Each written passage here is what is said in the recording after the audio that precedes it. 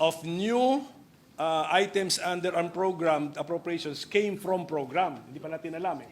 But we will add to that the MPBF, we add to that the PGF na mga freed amounts, plus the 74 of the PhilHealth. Kinailangan pa ba natin na i-zero talaga si PhilHealth to free up 74 billion pesos, Mr. President? I know, Mr. President, that's also the question of many. And I've thought about this long and hard.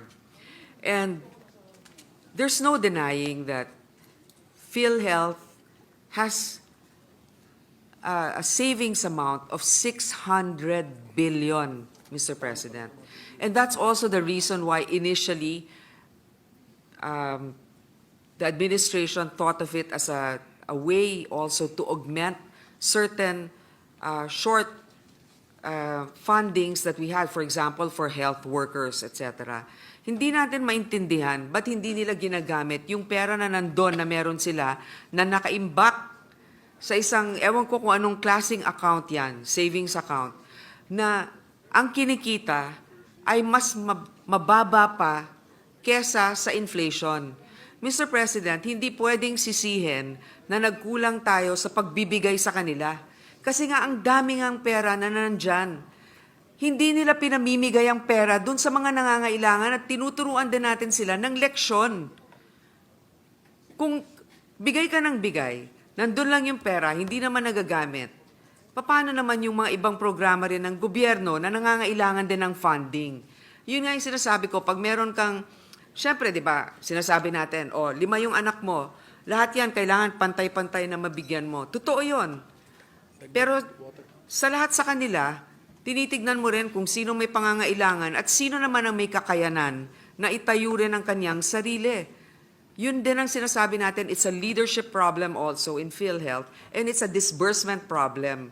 Gaya nga ng sinabi ni Senator Cynthia, ang problema din sa PhilHealth, hindi rin natin alam kung ano ba talaga yung mga benepisyo natin. Wala tayong card na nagsasabi hanggang dito o ganyan ang maibibigay sa'yo, ang tagal-tagal ng approval minsan, hindi alam ng ating mga kababayan kung paano sila makapag-comply dun sa mga requirements. So ito yung mga nagiging issue. Hindi sila kulang sa pera. At alam ko yung iba talagang pinagdidiinan nito. Pero 600 billion ang meron sila.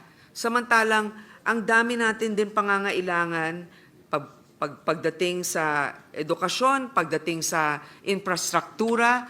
Alam mo, maganda talagang magbigay ng social protection, wealth transfer. Importante yan. Pero kailangan din natin ng wealth-generating initiatives kasi hindi natin mapopondohan ang mga ibang bagay na magbibigay ng suporta sa ating mga kababayan kung ang gobyerno ay walang programa na magpapalago ng ating ekonomiya. I'm reminded of the saying that health is wealth. But I don't think, Mr. President, that we can use funds meant for health so that we will justify that we will generate wealth for the nation. Mr. President, the budget of the DOH has increased from last year. So it may not have been an item, for example, in particular for PhilHealth. Pero,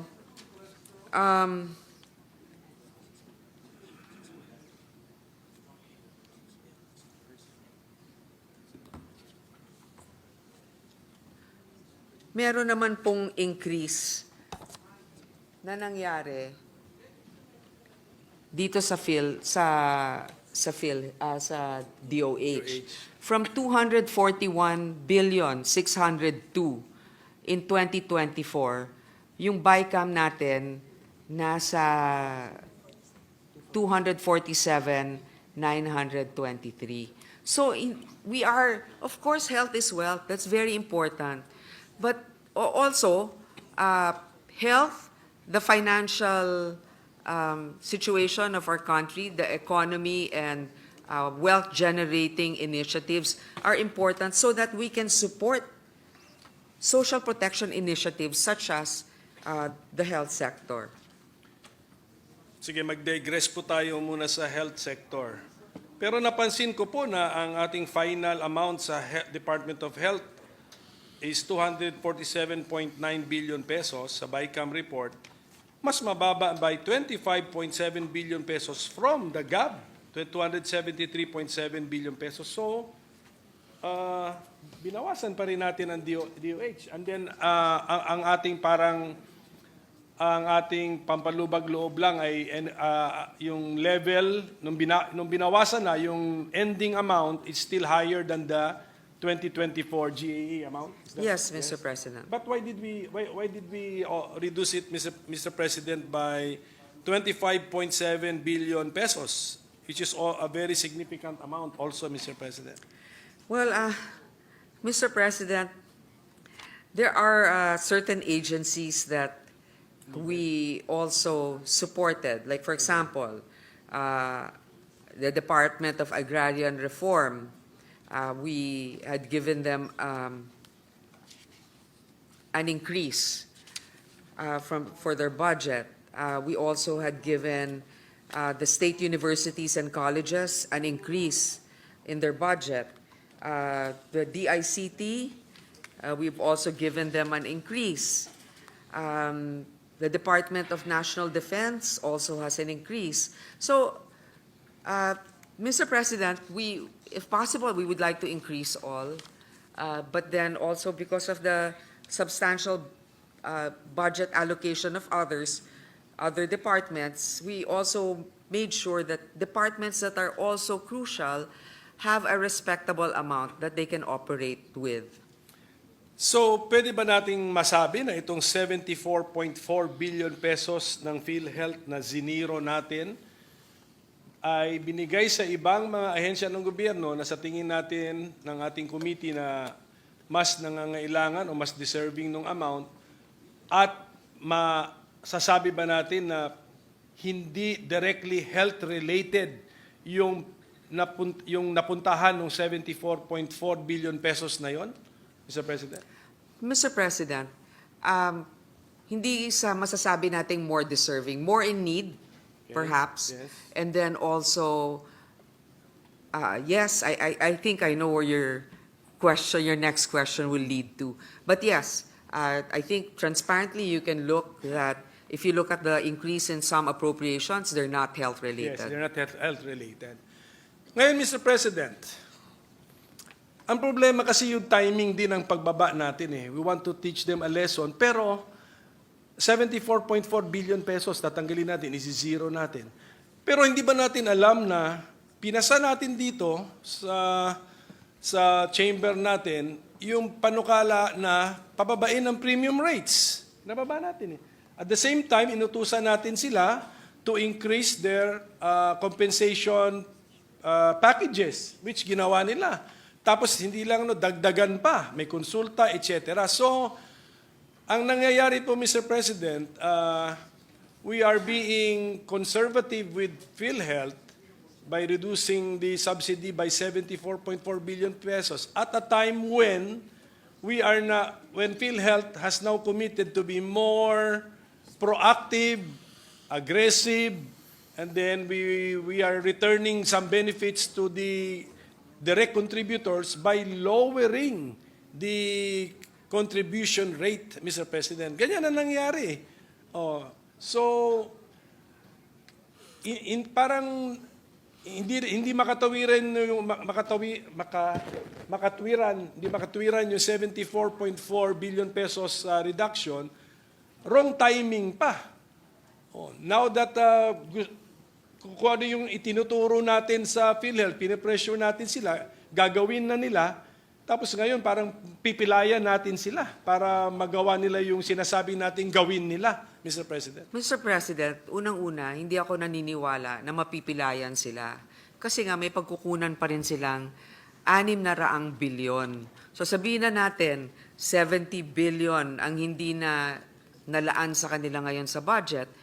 Meron naman silang pagkukunan na 600 bilyon. Ngayon, sa susunod na taon, kung talagang tinupad nila ang kanilang pangako na number one, mas iigihan nila ang pagbigay ng suporta sa mga may sakit na nangangailangan. Pangalawa, na-implement na yung batas. Ewan ko kung napasa na ba yung batas na yon na bababaan yung premium at hindi na dapat kasama sa batas yung pag-increase ng premium na yon. At saka natin masasabi na, o sige, sa susunod na taon, 2026 budget, pwede na nating punuan muli sapagkat nagagamit na nila yung kanilang reserba.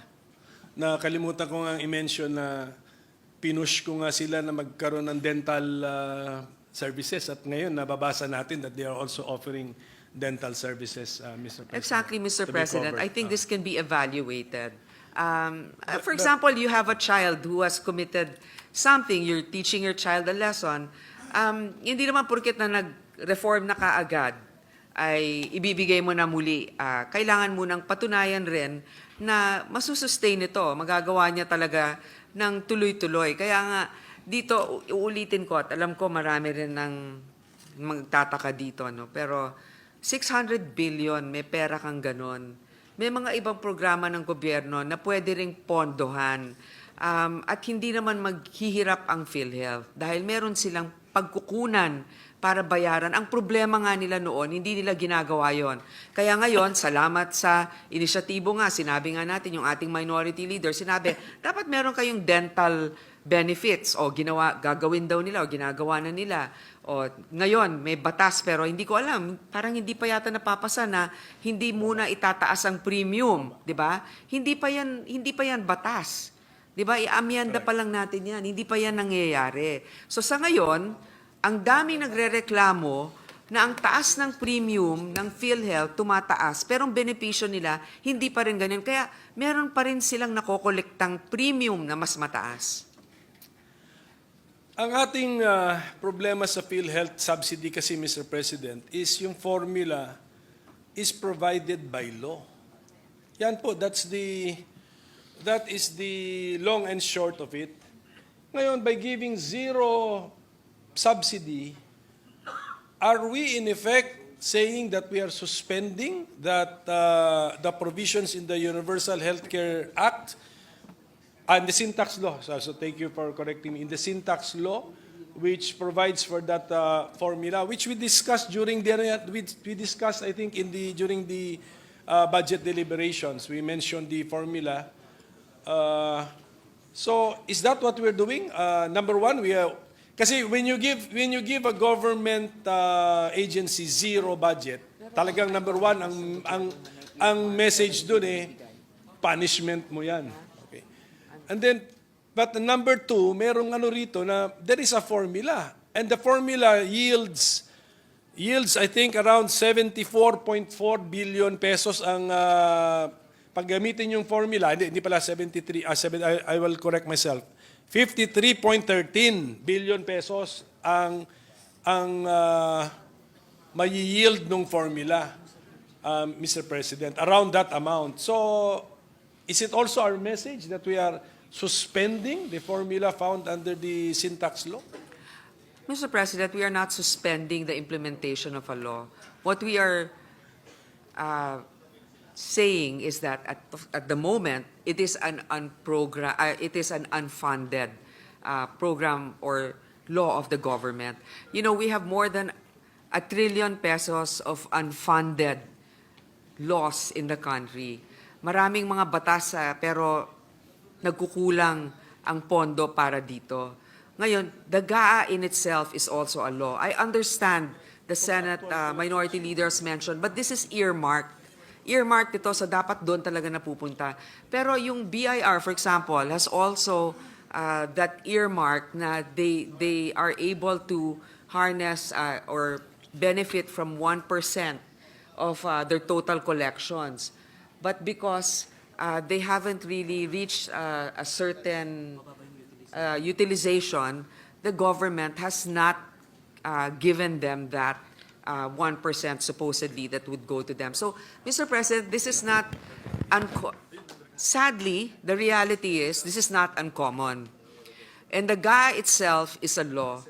We have a discretion also to look at the macro picture of a particular time in our society and economy and to see what fiscal space we have.